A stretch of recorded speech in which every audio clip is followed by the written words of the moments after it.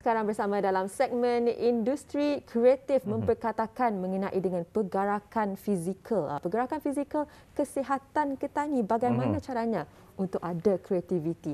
Bersama dengan tetamu kita pada pagi ini, Muhammad Efwad Rashad bin Samli, seorang pengajar spinning. Assalamualaikum, selamat datang. Waalaikumsalam warahmatullahi. Apa kabarnya? Alhamdulillah, baik. Okay, Muhammad Efwad Rashad. Yes.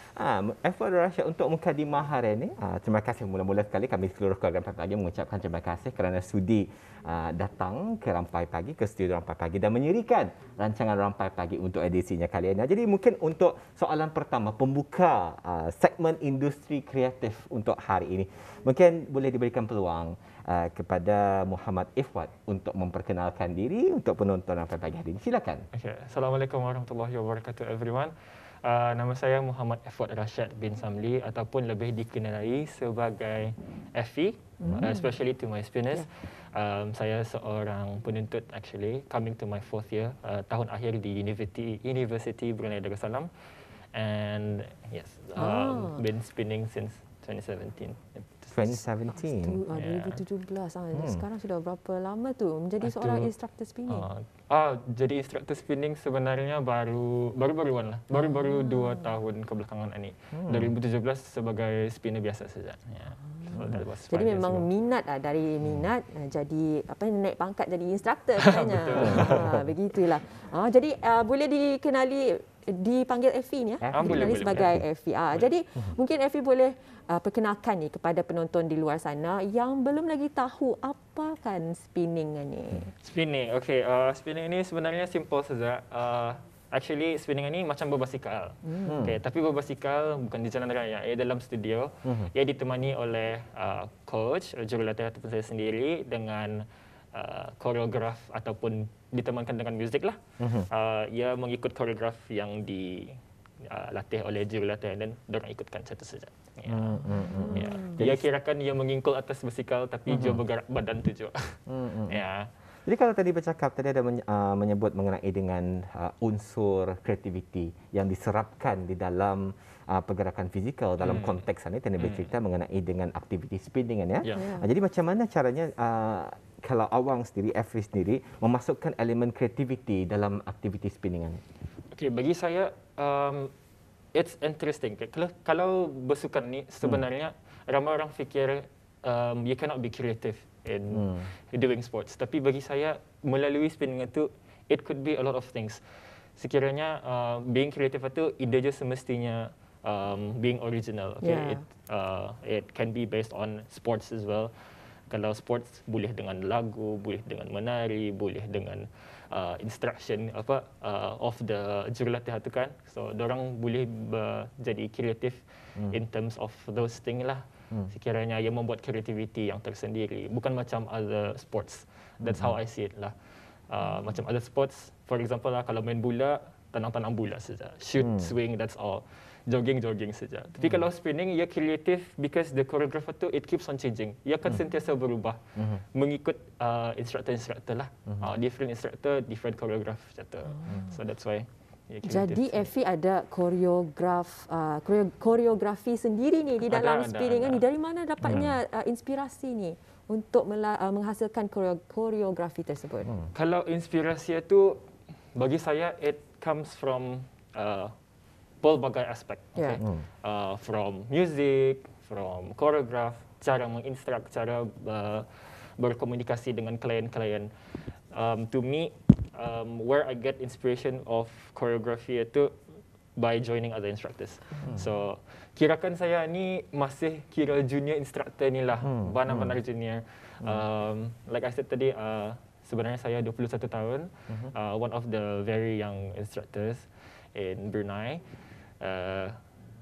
Since 2017 saya mengikuti a lot of instructors around Brunei, and then dari sanalah saya mendapat inspiration macam saya sebagai spinner, macam apa yang saya mahu other spinners to feel. Macam saya joining class, for example, senior instructors. Siap macam ni. Aku mau klienku macam ni juga, kesiapkan. That's where I get the inspiration. Dan macam itulah juga saya membuat koreografi itu kira mencabar kah, ya easy kah, ya supaya orang enjoy in my class. Ini Effie ingin je bertanya kepada Effie ya. Adakah untuk menjadi seseorang instructor, spinning instructor, do we required diperlukan untuk menghadiri certain penyerang mungkin workshop ataupun latihan untuk menjadi instructor? Rasanya bukan semua orang boleh menjadi instructor ni, Effie ya. Ya, mana saja kalau mau mengikut workshop boleh, kalau kan self taught boleh je. Saya sendiri self taught. Join macam other instructors satu kan. And then from going to other instructors macam saya belajar macam mana move-nya. And then usulnya macam gabungkan sajalah koreografi macam tu. Tapi ada juga some instructors dorang kira contact other yang senior instructors lah.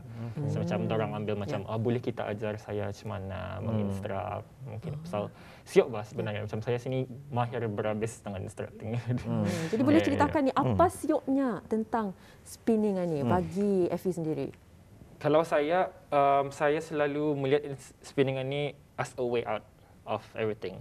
Kirakan saya gemar mendengar muzik, saya gemar bersukan, saya juga gemar move lah, membuat move apa maksudnya pergerakan itu saya suka. That's why semua ni all in one dalam satu tempat dan satu masa. That's why it's so interesting. You can have fun while you're burning calories. That's why it's interesting for me. Jadi mungkin itulah sebenarnya pentingnya ada kreativiti ini. Bukan sahaja ia untuk kesihatan ketani tetapi ada elemen fun tu, elemen keseronokan yang boleh memotivasikan ketani untuk sama-sama bergiat aktif. Sebenarnya ketani ada satu video yang akan dipaparkan. Jadi mungkin boleh Effie terangkan mengenai dengan apa yang akan dipaparkan selepas ini. Ya, kita saksikan bersama. Itu dia. Okey, jadi mungkin Effie boleh terangkan apa yang sedang berlaku di dalam video. Ini video from 2 tahun lepas. Saya mengajar basic classes, ini beginners to freestyle classes, maksudnya yang makin mencabar sedikitlah. So itu yang saya buat itu orang ikutkan kira orang mirror image myself. Mungkin kalau boleh ditanyakan, rasanya ramai peminat sukan ataupun orang yang suka berjogging dan sebagainya, melakukan aktiviti untuk memburn calories. It's always attention yang paling penting, atau how much calories you burn at the end of the day. Apabila tadi mengikuti satu-satu aktiviti So kalau boleh diterangkan apa kebaikannya sebenarnya tadi melakukan aktiviti spinning berbanding dengan yang lain, mungkin boleh difokuskan ke arah jumlah kalori yang di burn barangkali. Saya personally ini again subjective. Maksudnya other people mungkin they burn more than I do. Tapinya kalau saya jogging 30 minit ataupun sejam saya jogging, jumlahnya tu kurang daripada spinning. Tapi bagi saya spinning itu ia kurang letih daripada jogging. That's why it's interesting juga. Artinya in a way if you spinning batah, you burn more than other jogging, for example. Aku compare lah, saya compare jogging dengan spinning. 30 minit jogging, for example, 200 plus, 200 lebih calories. Kalau spinning, ya dalam 300 sudah. Kalau saya sendiri sejam itu senang-senang 600 calories. 600 calories. Jadi itulah yang dialami oleh Effie sendiri. Tapi kalau kita tahu tadi kita tidak dapat mendengar muzik accompaniment di dalam video tersebut, tetapi kalau spinning ini muzik adalah satu perkara yang sentral. Jadi bagaimana pula dengan pemilihan muzik? Mungkin dari apa peranannya dan adakah to do with beats per minute dan sebagainya? Mungkin boleh diterangkan. Lagu itu sebenarnya jenis-jenis lagu macam-macam. Kalau saya ikut genre lagu mix of everything, saya boleh go for lagu Melayu, pernah bawa lagu Inggeris, K-pop, Thai, Vietnam, even lagu-lagu dangdut pernah saya bawa. Ini pun pasalnya orang request juga kan, the clients itself. Because at the end of the day, I want them to enjoy it. Because it's not just about me, it's about everyone. And catulah saya treat everyone equally. Orang mau lagu apa, boleh saya bawa. Okay. And then according to regarding beats per minute itu, sebenarnya ada aplikasi yang saya pakai untuk kirakan melajukan ke ataupun mengkurangkan kelajuan rentak lagu itu. That's why ia boleh membuatkan pergerakan atau koreografi itu makin mencabar ataupun indah. Ya. Jadi mungkin boleh diterangkan ni mengenai dengan proses. Adakah FV memberikan satu segmen? Mungkin mula-mulanya ni dulu. Lepas satu make up lagi. Mungkin boleh diterangkan prosesnya. Benar. Dalam in every classes, semua kelas regardless of dia punya level, beginners kah ataupun orang yang sudah pro kah, akan start with warm up ataupun warm up dulu. Lepas warm up itu akan dibuatkan koreografi yang paling mudah throughout the class. Ia akan getting intensity. The intensity will increase lah throughout the class. So awal-awal example very simple move up and down. Badan itu naik turun saja. Ini tangan mesti tahan lah. Yang bergerak with spinning, ingkulan kaki sama badan itu saja. Naik turun, that's all. And then kalau sekiranya makin lama yang makin mencabar, ya kira koreografi itu makin susah lah. Koreografi itu sebenarnya senang, tapi ia dicantumkan menjadi satu gabungan untuk per lagu. That's why jadi mencabar. Lagu dulu atau koreografi? Ini juga. Ya ada dua cara. Kalau bagi instructors lah, some instructors, dorang cari lagu dulu, and then dorang get inspiration from the lagu, macam mungkin move-nya macam ni. Baru tak dorang buat koreografinya. Tapi some boleh juga buat koreograf dulu, and then dorang cari lagu yang sesuai mengikuti the koreograf yang dorang buat lah. Tadi ada dikongsikan Hani ya. FV begitunya kalau ikut sesi spinning yang dijalankan oleh FV tadi boleh pilih lagu. So Hani, the next time we go mungkin boleh dangdut Hani ya. Boleh request Kopi dangdut sekali ku pandang kelip bintang nun jauh. Mungkin boleh. Itulah saya pernah bawa lagu itu. Sebenarnya ingin cuba ni demonstrasi mungkin dari segi pemanasan badan, kalau basicnya, asasnya untuk dalam spinning ini pergerakannya mungkin boleh didemonstrasi walaupun tiada bike. Mungkin sedikit sukar, tapi saya cuba sajalah supaya saya. Paling penting is adjustment mic itu. Kalau sekiranya indah ngam atau indah sesuai, akan sukar lah untuk mengingkul. And then bagi saya awal paling basic is mengajar macam mana men-set up bike. So kalau saya berdiri tempat handle bike itu selalunya arah pusat ataupun kita ni punya pinggang di sana. And then tempat tani berdiri, tempat tani duduk tu selevel dengan punggung tani. And then ni kira ikut preference sajalah.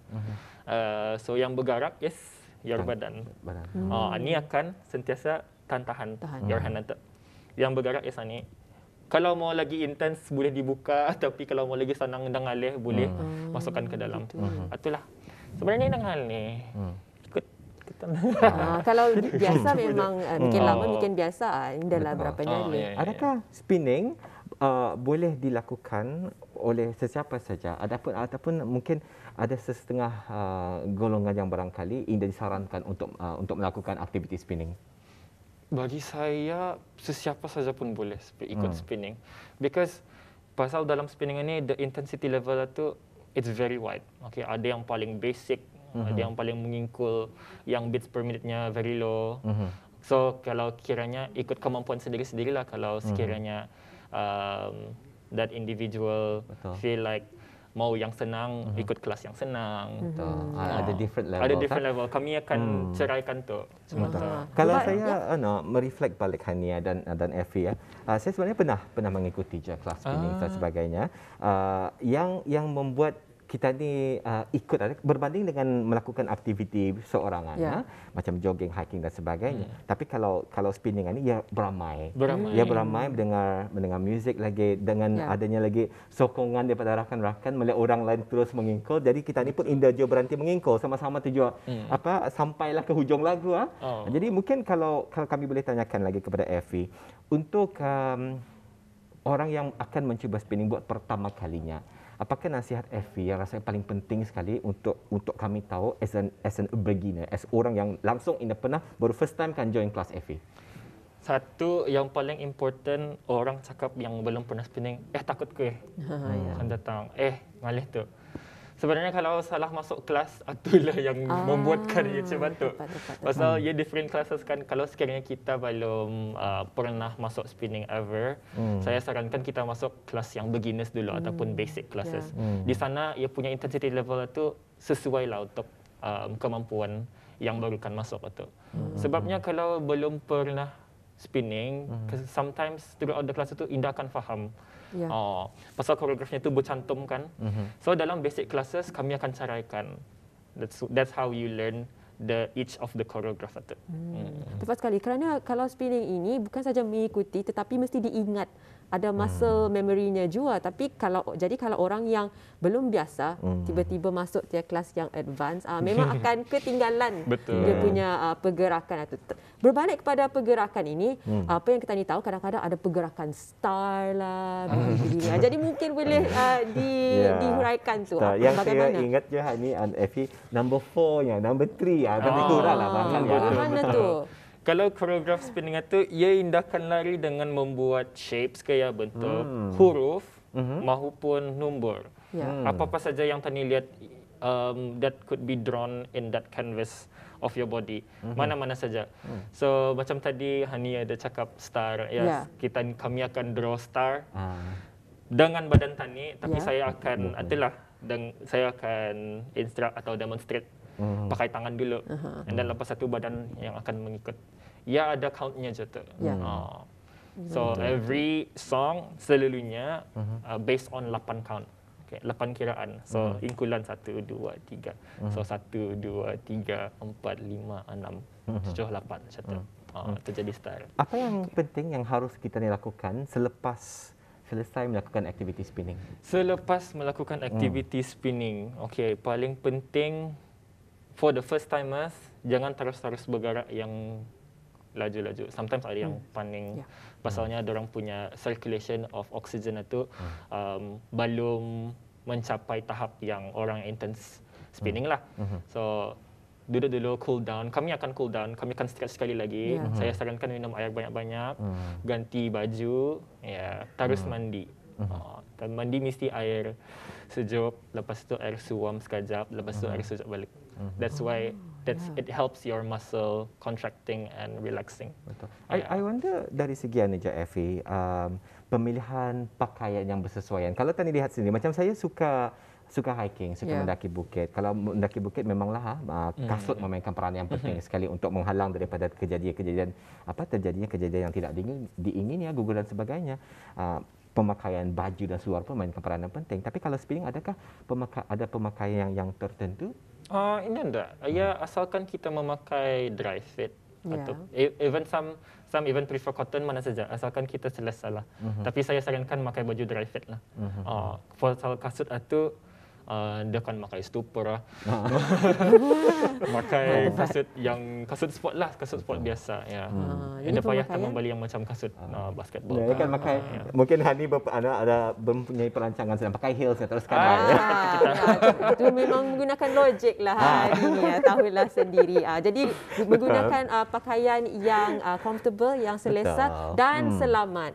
Kerana kita ni akan mengikul bike. Jadi kalau boleh janganlah heels. Jadi untuk terakhirnya ni, saranan Effie kepada yang di luar sana mungkin dalam dari segi kesihatan ataupun mungkin dari segi mereka yang takut-takut kan juga cuba spinning ini dan sebagainya. Jangan takut, beranikan diri, ikutlah instructor ataupun kelas yang basic, mengikut kemampuan.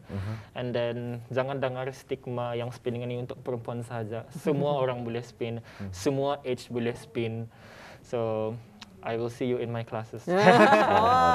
Keluar gurunya daripada Effie. Jadi kita ingin mengucapkan terima kasih kepada Effie ataupun juga namanya adalah Muhammad Efwat Rashad bin Samli, seorang pengajar spinning. Memang satu kreativiti di dalam pergerakan fizikal ini. Assalamualaikum dan terima kasih kita ucapkan kerana sudi datang. Waalaikumsalam. Terima kasih kembali.